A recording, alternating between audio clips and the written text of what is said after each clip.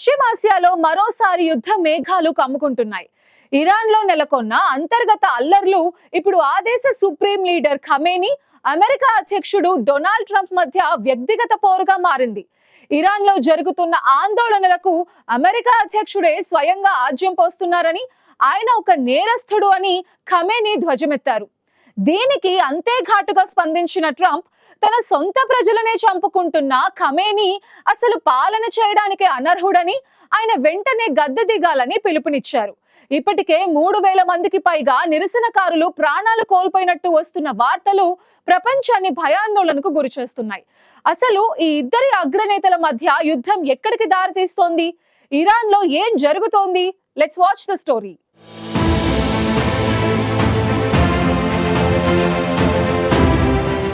ప్రపంచ రాజకీయాల్లో ఇప్పటికే ఉద్రిక్తతలు తారాస్థాయికి చేరుతున్న తరుణంలో అమెరికా, ఇరాన్ మధ్య మాటల యుద్ధం మరోసారి తీవ్ర రూపం దాల్చింది.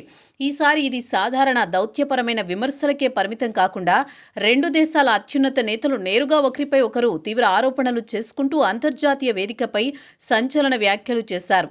అమెరికా అధ్యక్షుడు డొనాల్డ్ ట్రంప్ను నేరస్తుడిగా పరిగణిస్తున్నామని Iran supreme leader Ayatollah Ali Khamenei బహిరంగంగా ప్రకటించడంతో ఈ వివాదం మరింత ముదిరింది. శనివారం ఇరాన్ ప్రభుత్వం టీవీ ఛానల్ ద్వారా దేశ ప్రజలను ఉద్దేశించి ప్రసంగించిన ఖమేనీ ఇరాన్లో కొనసాగుతున్న ప్రభుత్వ వ్యతిరేక ఆందోళనలకు అమెరికా అధ్యక్షుడే ప్రత్యక్షంగా కారణమని ఆరోపించారు.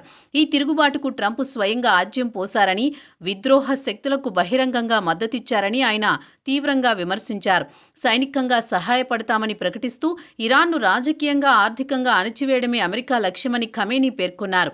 అందుకే ట్రంప్ను నేరస్తుడిగా చూస్తున్నామని స్పష్టం చేశారు. ఇరాన్లో చోటు చేసుకున్న విధ్వంసానికి వేలాది మంది మరణాలకు ఆయనే కారణమని ఆరోపణలు గుప్పించారు. ఇదే సమయంలో ఆందోళనకారులపై కూడా ఖమేనీ తీవ్ర పదజాలంతో విరుచుకుపడ్డారు. వారు అమెరికా కాలి కింద చెప్పుల్లాంటి వారని వ్యాఖ్యానిస్తూ మసీదులను, విద్యా సంస్థలను ధ్వంసం చేశారని ఆరోపించారు. సామాన్య ప్రజలను భయభ్రాంతులకు గురిచేస్తూ వేలాది మంది మరణానికి కారకులయ్యారని అన్నారు. అయితే ఈ వ్యాఖ్యల మధ్య ఆందోళనల్లో వేల మంది మరణించిన విషయాన్ని ఖమేనీ పరోక్షంగా అంగీకరించినట్లు రాజకీయ విశ్లేషకులు చెబుతున్నారు. విదేశాల నుంచి అందిన ఆయుధాలతోనే నిరసనకారులు విధ్వంసానికి పాల్పడ్డారని ఖమేనీ ఆరోపించినప్పటికీ ఆ ఆయుధాలు ఏ దేశాల నుంచి వచ్చాయనే విషయాన్ని మాత్రం వెల్లడించలేదు.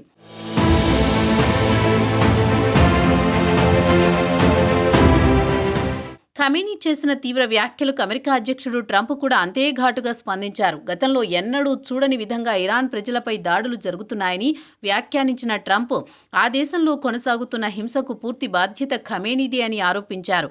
నాయకుడి స్థానంలో ఉన్న ఖమేనీ వేలాది మంది ప్రజలను చంపుతూ తన దేశాన్ని తానే సర్వనాశనం చేస్తున్నాడని మండిపడ్డారు. ప్రజలు ఆయనకు నాయకత్వం అప్పగించింది భయాలు సృష్టించడానికి, మరణాలు పంచడానికి కాదని స్పష్టం చేశారు. ఇంతమంది ప్రాణాలు తీసిన వ్యక్తి ఇరాన్ను పాలించడానికి పూర్తిగా అనర్హుడని ట్రంప్ వ్యాఖ్యానించారు. ఇక ఖమేనీ అధికారంలో కొనసాగాల్సిన అవసరం లేదని, ఆయన పదవి నుంచి దిగిపోవాల్సిన సమయం వచ్చిందన్నారు.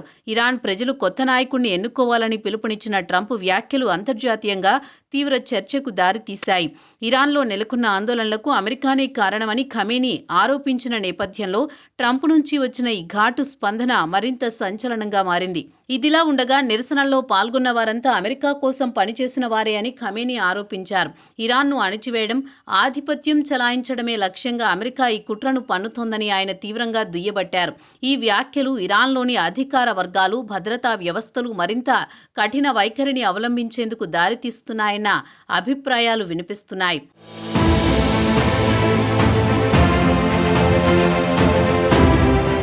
మరోవైపు ఇరాన్ రాజకీయ సంక్షోభంలో మరో కీలక పరిణామం చోటు చేసుకుంది.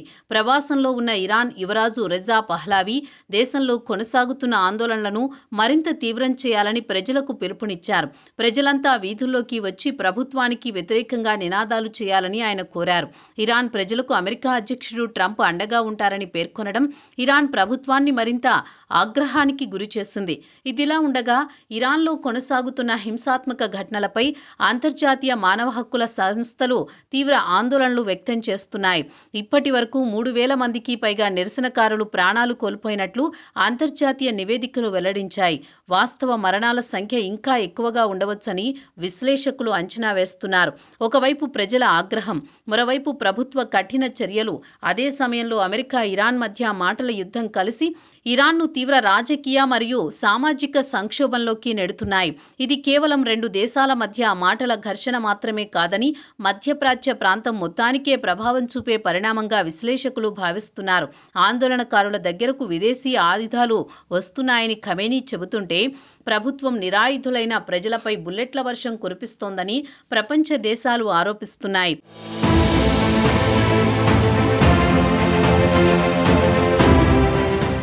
ఇదే సమయంలో ఇరాన్ ఆరోపిస్తున్నట్లుగా అక్కడ ఒక అనుకూల ప్రభుత్వాన్ని తెచ్చి రాజకీయంగా, ఆర్థికంగా ఆధిపత్యం చెలాయించాలని అమెరికా చూస్తోందా అని విశ్లేషకులు అనుమానిస్తున్నారు.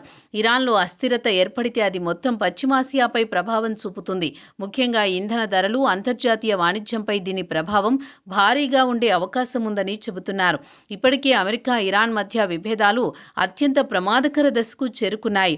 ఈ సమయంలో ఈ ఉద్రిక్తతలు భవిష్యత్తులో ఎటువైపు దారితీస్తాయో, ఇరాన్లో రాజకీయ మార్పులకు నాంది పలుకుతాయా లేక పరిస్థితులు మరింత హింసాత్మకంగా మారుతాయా అన్నది రానున్న రోజుల్లో తేలనుంది.